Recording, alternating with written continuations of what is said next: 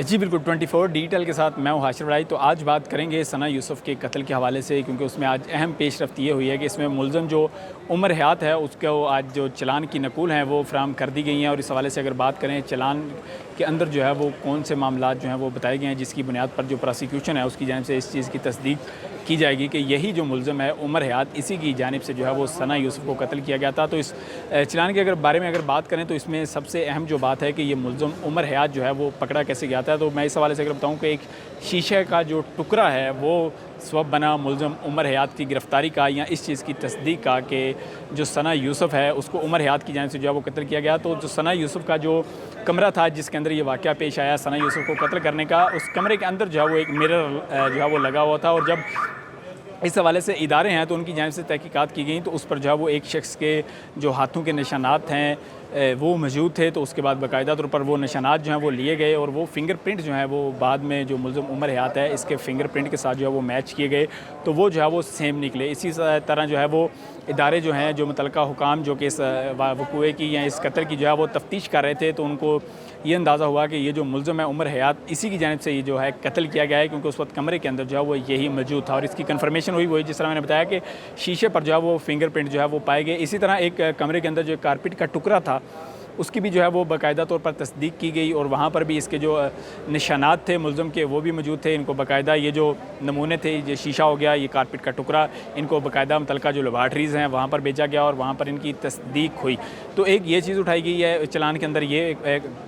मामला प्रोसिक्यूशन की जानिब से उठाया गया। और दूसरी जो अहम चीज़ है वो ये है कि जो सना यूसुफ़ है उसके पोस्टमार्टम रिपोर्ट के हवाले से अगर बात करें तो जो पोस्टमार्टम रिपोर्ट है वो हमें बताती है कि मुलज़म की जानिब से 2 गोलियां जो हैं वो चलाई गई थी। 30 बोर ये पिस्टल था जिसके ज़रिए ये फायर जो है वो किए गए या फायर दागे गए। और ये 2 गोलियाँ जो हैं ये एक सना यूसुफ़ के एक फेफड़े पर, उसके साथ साथ एक गोली जो है वो दिल पर लगी थी। और जो पोस्टमार्टम रिपोर्ट है उसके मुताबिक ये गोलियाँ चलने के सिर्फ 3 से 4 मिनट के बाद ही जो सना यूसुफ़ है वो उनको जाँ बाक हो चुकी थी, उसकी जो जान है वो निकल चुकी थी। क्योंकि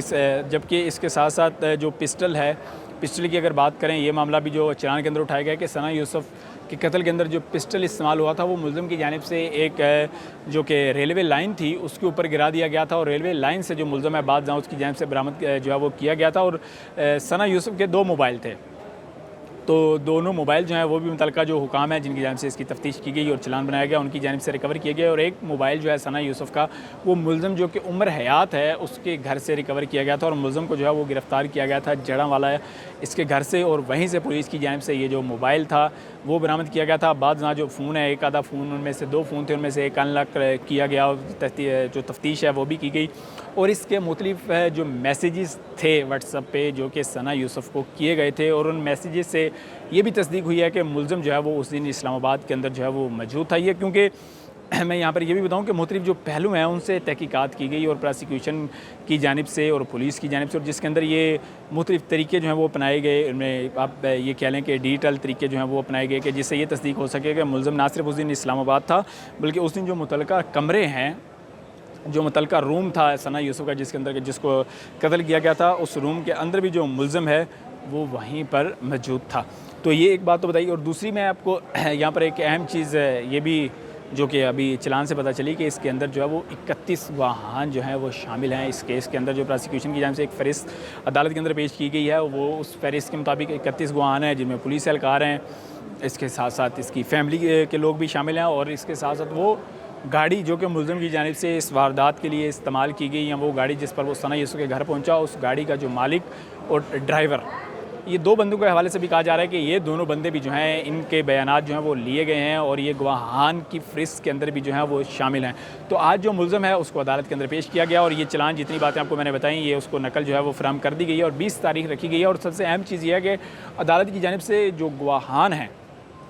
वो भी अगली जो तारीख़ है उस पर तलब कर लिए गए हैं। तो अगली तारीख़ में यही होगा कि मुलज़म को पेश किया जाएगा, उस पर फ़र्द जुर्म आयद की जाएगी और उसके बाद गवाहान के जो बयानात हैं वो रिकॉर्ड करना शुरू कर दिए जाएंगे। तो बाकायदा जो ट्रायल का मरहला है, एक तो आज से आगाज़ हुआ है, तो उसके बाद ट्रायल का मरहला जो है वो एक कदम और आगे जाएगा फ़र्द जुर्म के बाद, और फिर जो गवाहान हैं उनके बयानात जो हैं वो रिकॉर्ड किए जाएंगे। और मेरे ख्याल में